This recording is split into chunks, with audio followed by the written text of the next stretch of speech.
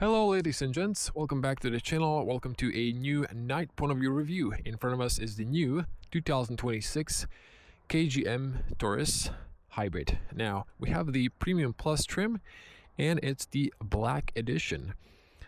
Now if I unlock the car, you can see the headlights if I use the remote here. Now for full transparency, I've switched the lights on because they're by default off. Now, in this hybrid, we have the 1.5 liter TGDI. So it's a 4-cylinder turbo petrol producing 150 horsepower, which is good enough for this size of an SUV, plus electric motor with 177 horsepower. Combined system horsepower is 204 horsepower. This is also linked to 6-speed automatic for the hybrid. Now, you can see here the SUV, and we're sitting on 20-inch alloys. You can spec them from 20 to 17. I would maybe go for the 18 for the looks, but you have more tire in this one. You can really feel all the bumps. The suspension is good, but with 20-inch alloys, it's just you're asking for rough ride. Now, Black Edition, there's very little chrome and it looks very nice. This is the back end, and I'm gonna jump in the car because it's a bit fresh outside. So let's just start driving. So for some reason the car locked itself because it didn't go in, so just press that button on the handle and you can jump in. Now you can see the interior. The lights are gonna dim down and switch off. So press the brake and voila. Now you can see here KGM. Now let me just share that light for a brief moment. This is the interior and lights off. Now hopefully you can see this. I did a consumption test, my standard open road simulation, driving between 70 and 80 kilometers per hour. For the most part, I got 5 liters, and a hybrid system will try to keep the battery around 50%. Now this is a larger battery. For a hybrid, it's a 1.8 kilowatt hour. It's also a LFP battery, meaning this is going to last much longer. You're safer with this hybrid. And if you're really going like downhill on the highway and recuperating a lot or braking, you might see a fully charged battery, but I haven't on this test. But I haven't seen it drop below 50 too much because the petrol kicks in automatically and keeps it charged at least 50 or slightly more. Now, let me show you here the backing camera.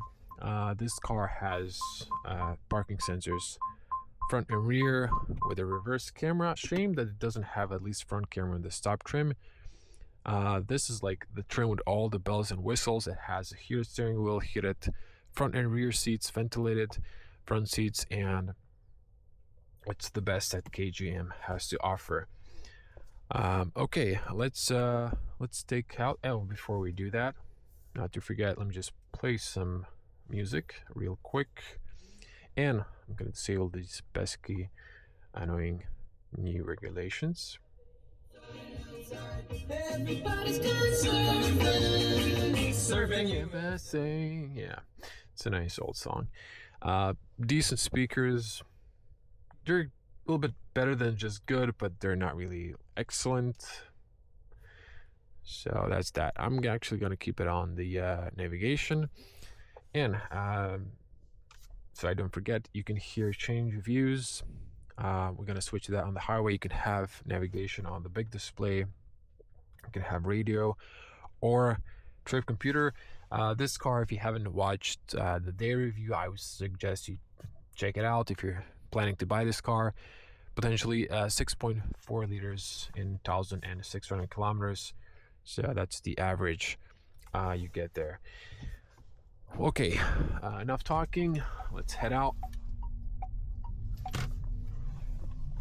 Gonna keep those lights on auto setting.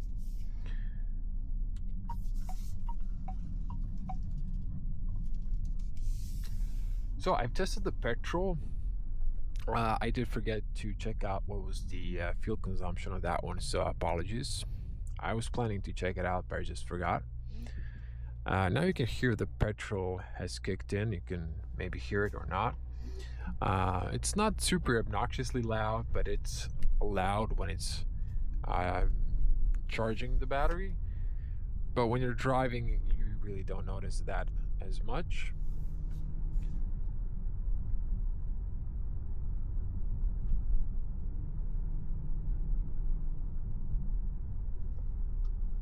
Now,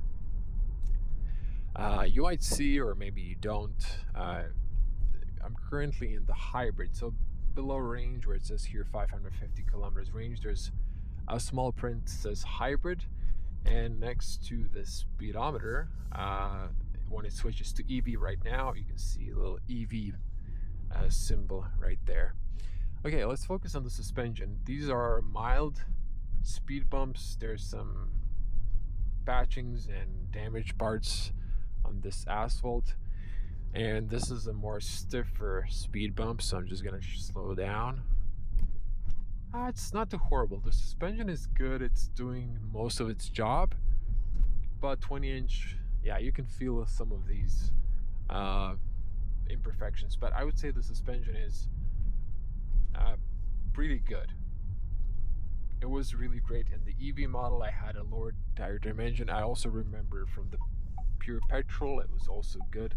It was a smaller tire, so really comfy. Comfy. Now, recuperation by default is set to level 2. You can decrease it to level 1 or completely off. In that case, the car just coasts. But you can also kick in the recuperation. Now, I haven't really tested the brakes, so I'm just like trying to feel them now. They're not super aggressive from the start, so I would just say these are standard brakes. Very few cars are very late. It's usually on old cars, but on some German cars, they're really aggressive from the start. Have a green light.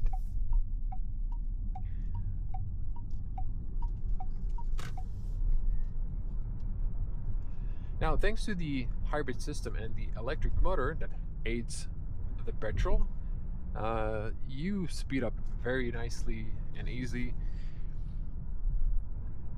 And I haven't driven the car. There is a sport mode. I briefly turned it on in the day point of view driving on the highway, but it just gives you a better punch. There's also eco mode, but I never actually use that. So now I could actually just briefly switch it up to sport just to see how it feels. So the steering, I can immediately feel it gives you a little bit more feedback. You cannot really change the driving modes. You can just you cannot change settings for the driving modes. You cannot customize them. You can just change the driving modes.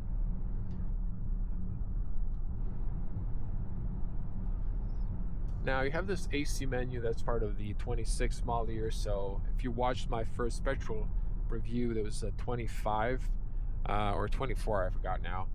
I had at the bottom touchscreen for the AC controls. I really didn't like that as much, and the car before that one that wasn't available in Croatia here, at least. I checked online, had a physical AC controls, which are probably the most practical, but they've decided to put that on the screen. Now it's on this main display, so there's no extra display at the bottom. I guess they save some money on that one, but I would actually prefer some physical controls. Although these controls are mostly okay, but trying to hit this shortcut, I hit it now, but it doesn't always respond the slider. Sometimes you pull the map, like it's not centered right now, so you can see that. Now, my consumption test, I think, like when you're really driving gently, it's like 5 liters. The average was around 6.5 for this car, and I think that's really good average for a big SUV with 204 system horsepower. Of course, if you're driving more aggressively, that's gonna be more than 6, maybe 7 on the highway, towards 8 if you're driving above speed limits, or if you're like living in Germany. But just like, you know, daily commuting, it's very helpful for this hybrid because you have a battery that just kicks in when you like let go. Currently, like now, the car just switches off the petrol. And if you're driving in a rush hour and just, you know, back and forward, stop and go, driving in EV mode then saves you a bunch of fuel, because this is where the car mostly, you know, spends a lot of fuel just to speed up and then stop and keep repeating the same process. Now, there's this pedestrian warning, and it completely stops when you stop, but when you're driving, it's always on at low speed. It's not super obnoxious, but sometimes you can hear it, and it's like this sound, and everyone knows you're driving in a hybrid.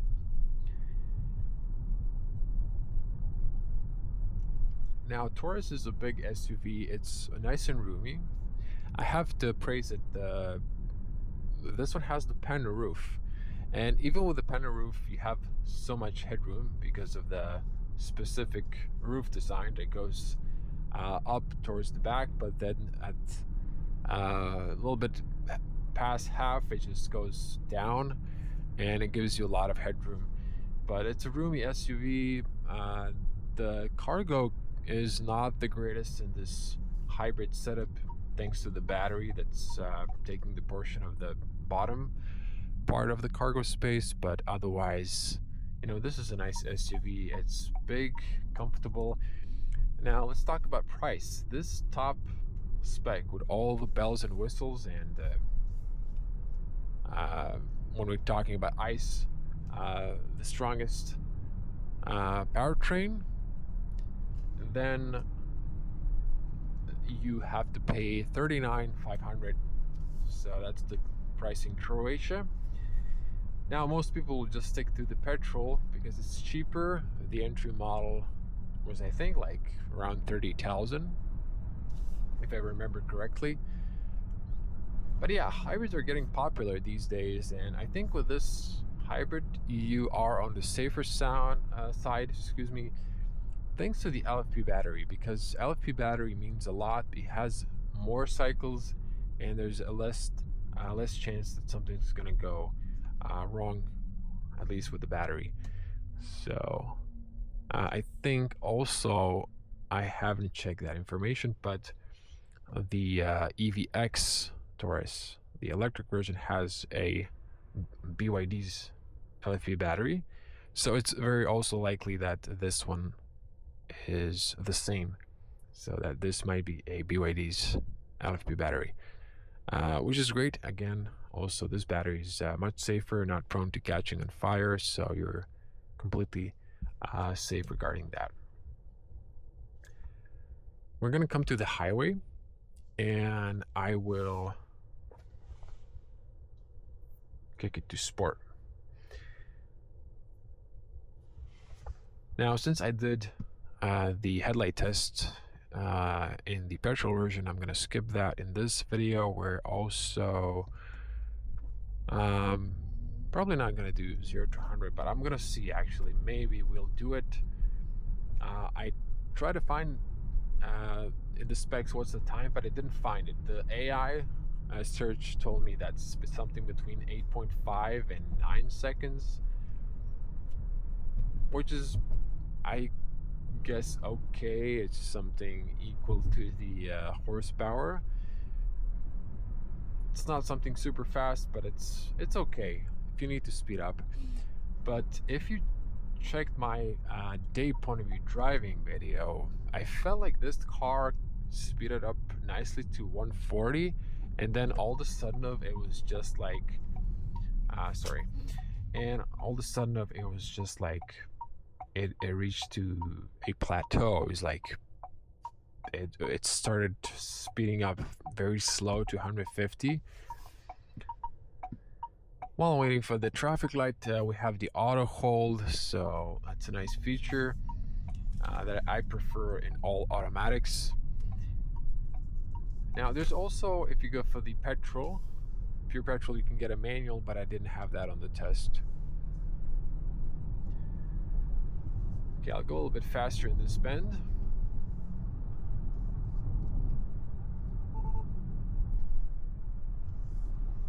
There's a little leaning, but the car is nice and stable. Feels better than the EVX.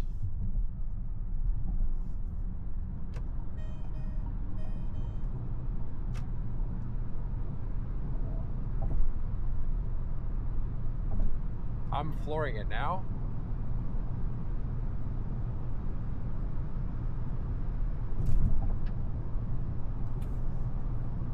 Yeah, it's just taking a while to get to the desired speed, but we're gonna slow down here because there are some constructions up ahead.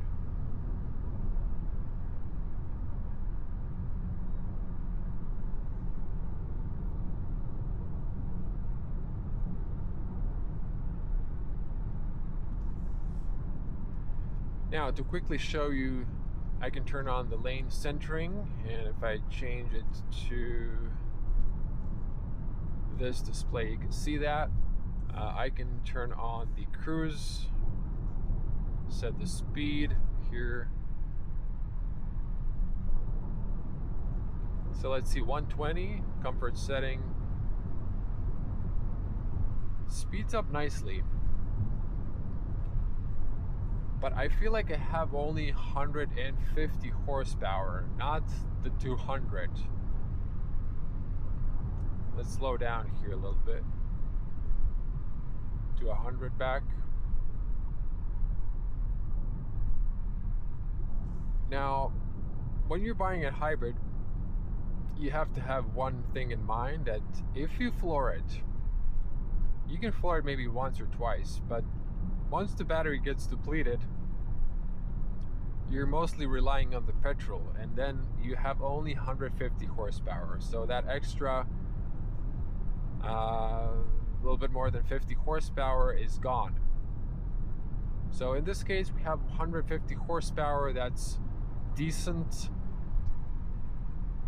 But in some hybrids, if you have like 100 horsepower, that's really not enough. And in that case, I wouldn't be considering that hybrid. I can play here with the distance as well. Now, let me just see something. I wanted to see the auto beam. I've switched it on, but there's some cars in front.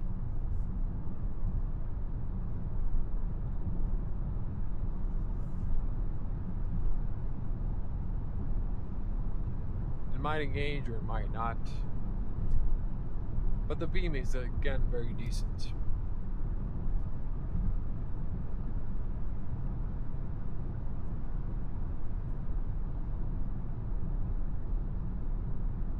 Okay, we're going to be driving slightly faster than the, you can see now the full beam. Oh, it's back 100 now, so it was like 80 and 100 again. Okay, 80 again, so let's just slow down. We can do 90. I'm pretty sure the construction is not active. I saw it during the day, so it's just like, it's just the traffic is splitting to 2 lanes. So I'm gonna stay in the right lane because I do have to exit soon.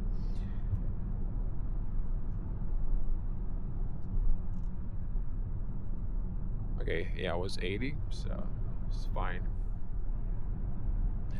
But I've canceled the cruise setting.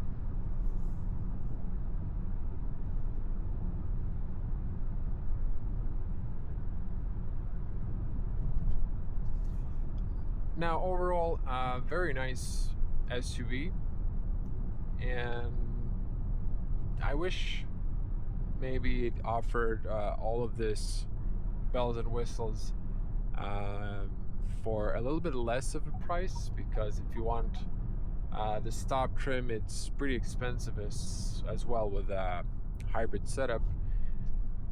But honestly, I'm not sure why SsangYong decided to change to KGM. It's some sort of a marketing decision.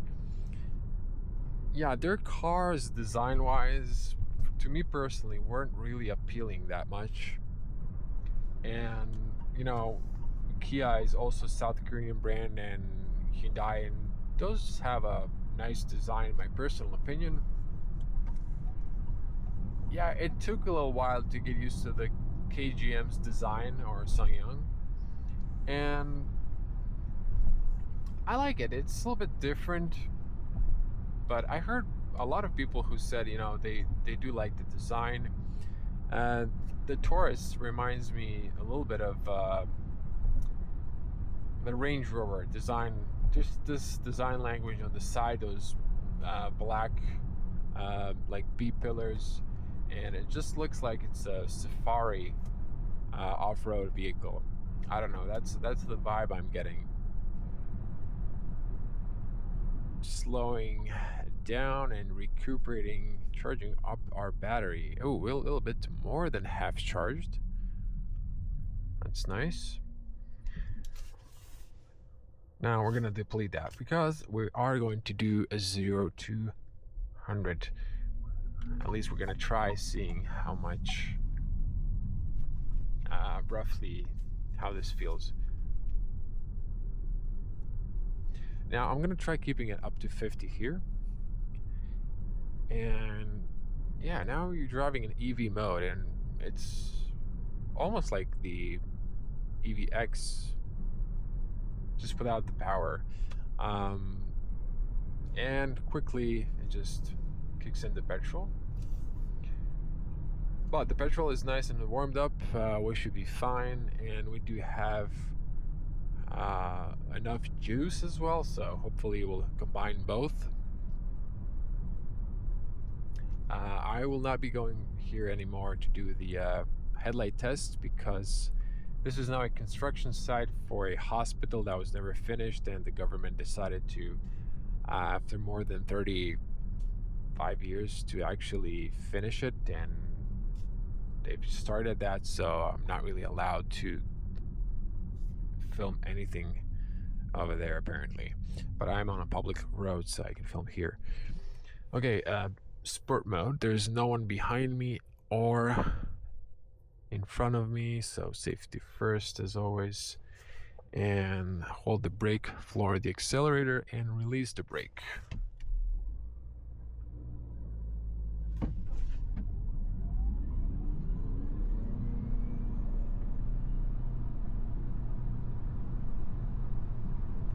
Brake check. Okay, that was decent. Not super aggressive or anything like that. People who follow me, they know I've driven a Tesla, so this is fine for all of you who are standard petrol heads, or just, you know, this is like decent. But for me, it's just like I'm past the point where this is exciting. Now it's time to slowly wrap up the video. Now you can see here the maps full screen. Let's check our consumption. It spiked a little bit because of that. It's 0 to 100, but it's 5.6, so not really bad. Now, I would definitely check out Taurus. It's an interesting SUV. How you get a really big SUV for the buck. Of course, many of you will just go for the petrol and the entry or the middle trim because it's the cheapest one. But it's interesting. I think it's a good car, good build quality and everything. So you're not going to be disappointed. But with that being said, there's so much competition these days, so you're going to hear the pedestrian warning sound.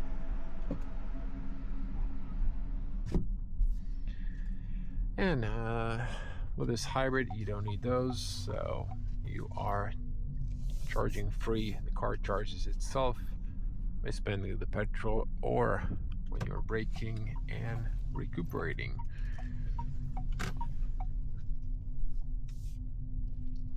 And that is it. I am going to put it to park. Let me just check. Perfect parking as always. And if you enjoy this review, do check out the channel. If you're new, welcome, and subscribe. It's completely free.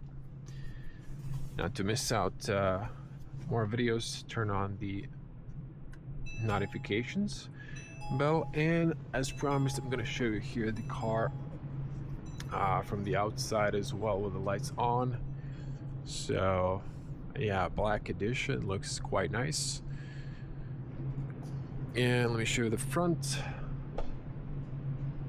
So that's the front end. Now, that was it. That was the Torres Hybrid review. If you want to see more, subscribe and see you in the next one. Bye.